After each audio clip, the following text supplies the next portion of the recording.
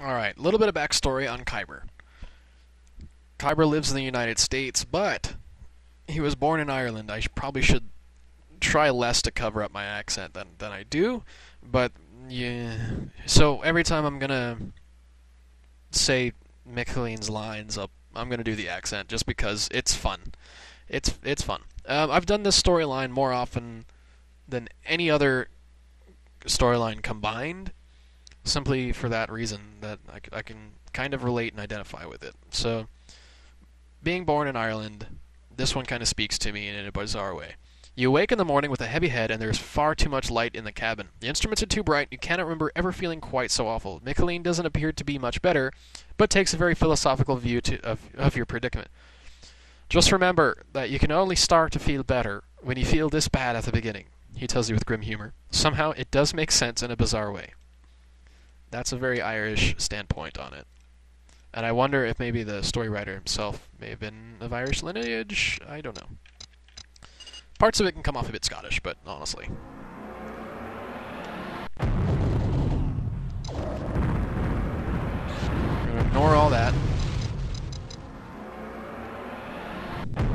Let's continue on with the story. Wild geese are the... Basically, Micheline works for the private contract company, the Wild Geese. Renowned for being the best warriors that you can find in or out of Auroran space. Well, the best warriors you can find outside of it that aren't actually Aurorans peeking out. See, there it is, a Federation patrol boat, so they actually have contracts with the Federation, so they can purchase their ships, etc. This one's a close quarters variant. That tells you just what kind of...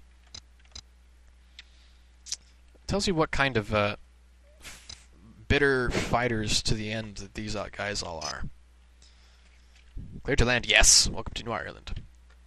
The wedding turns out to be a very loud and jolly affair. The rites were solemn and beautifully written, and the sentiments of love and eternity spent together brings a tear to your eye. Micheline's cousin, Riley Shaskeen, is so happy that you've delivered his errant cousin that he places you at the place of honor at the reception, between his unmarried and beautiful sister... I always have trouble. I think it's Sinead. Or Shanad. His beautiful sister Shanad and his best friend and brother, Sean Shaskeen. The night seems endless and is full of drink and song, fights and dancing. Men vie for the attention of the ladies, who treat them with a faintly mocking humor. Very, very Irish. Their tongues move like whips, and you find your sides hurting from laughing at the banter. Micheline tries to teach you old drinking songs, and Shanad tries to teach you to dance. In what seems to be only a few short hours, the night is over, and you stagger away to Micheline's place to pass into a blissful sleep full of dreams of quick-witted women and quicker-fisted men. Morning finds you in a small bed in the home of Micheline. You see him enter the room with a huge plate of steaming food, which makes your fragile stomach perform a couple of small flips. He thrusts it under your nose and insists that you eat. As you weakly push food down your gullet, Micheline tells you that all the young men of the town must go to the bride's family home and collect her dowry, so they can deliver it to the newlyweds, and you have been invited to help. In fact, he says through a mouthful of his own breakfast, I've been told not to show up unless I have you in tow. You readily agree and spend another very enjoyable day in the company of these strange and hospitable folk. Now, I think I'm trying to throw 3 accents at once in there, because there are different dialects depending on which part of Ireland you go to, and I'm not sure which one fits him the best, just every time I say it in my head it sounds right, and every time I say it out loud it sounds wrong. So, to the bar. You and Micheline are sitting in the bar, and you are considering how easy it would be to stay here and drink for the rest of your life. You notice that Micheline has not been to work a single day you've been here. So far all he's done is swan about and drink in pubs. All very Irish words there. You ask him why he doesn't seem to have to pay for anything, and he looks at you in surprise. Why, don't you know who we are here in New Ireland? He answers, slightly surprised. We are the Wild Geese, the best mercenary organization in the universe. We fight for the best pay and the best causes, and we never lose. I'm one of the geese, so I am more responsible for the income of New Ireland than many others here. So tradition has it that I don't pay for grog or food, nor lodgings either. You see, there is a good chance that I will die in the service of the New Ireland economy, so I don't pay taxes or for service. Oh, I don't pay for, they should have said taxes. I don't pay taxes or for services. No, that sounds right. I'll cover any debt when I die. You ask him further about the geese, and you realize that most of the famous battles of the past have had the geese somewhere in the field. They have a long tradition of being the savior of their employer's troops, and when the day is all but lost, and most men are ready to break, the wild geese find a special reserve and push on, often winning the day single-handedly. Or at least, that is the way Michelin tells it. By the time he has finished his explanations, many of the other patrons have begun telling their stories. They all involve fighting, women, and lots of drinking. By the time you leave the bar, you have a deep wish that you'd have had the fortune to be born on New Ireland, or the sole homeland, Ireland itself. Okay, so at least then you could lay claim to this rich tradition of warriors and heroes. Foreshadowing. You tell Michelin, who laughs until his face hurts. Musha, he waggles his finger at you. It's talk like that that'll cause folks to not let you leave. If you stay long enough, you look and think and sound so much like us that a stranger won't know the difference. But unfortunately, I have to go back to Seoul to collect my ship. Can you take me back?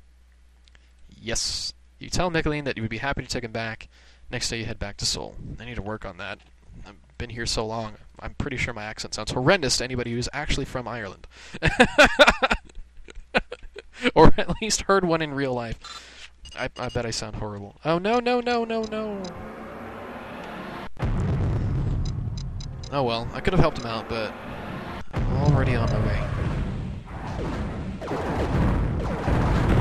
What is going on here? I'm just trying to... I don't know how I didn't get hit just now.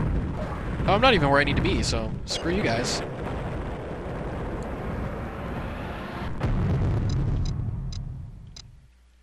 Right.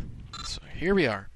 You and Michelin land on Cane Band with a minimum of fuss. It is odd that you get clearance so quickly. You've seen waits at least 10 times longer than the one that you had.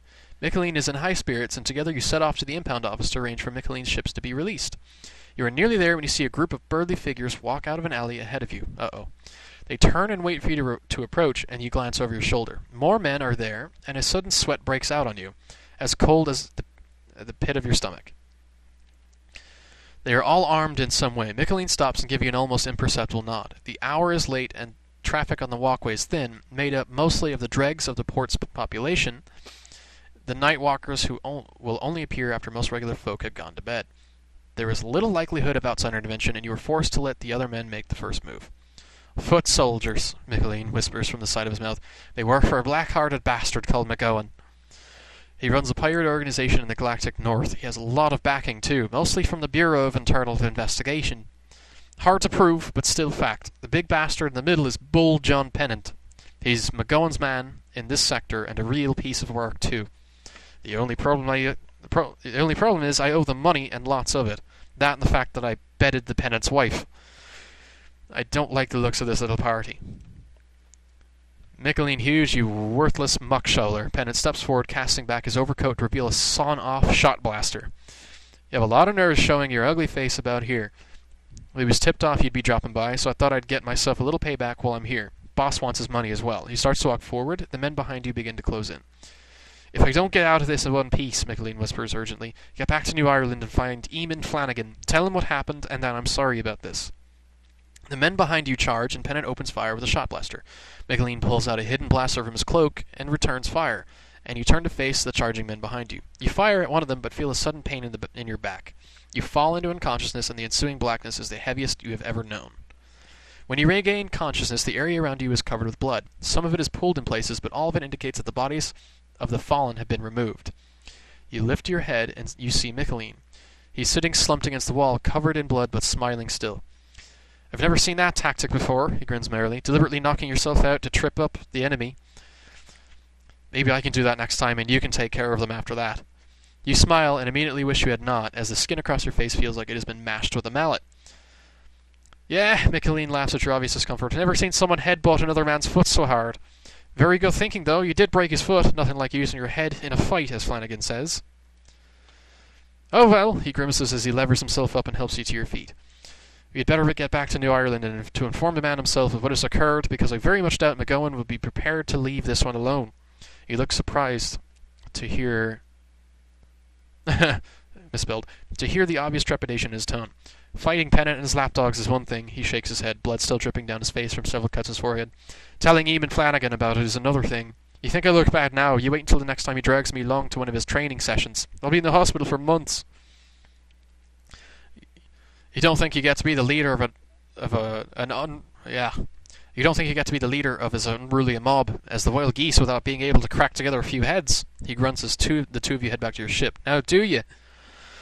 Despite the pain, you cannot help but grin at Michelin and his wonderfully warped view of the universe. Now, I was upset about this mission line because I'm going to tell you right now, I have been extremely lucky with this playthrough as of yet. 9 times out of 10, I'm going to say that again, 9 times out of 10, Michelin dies in this battle.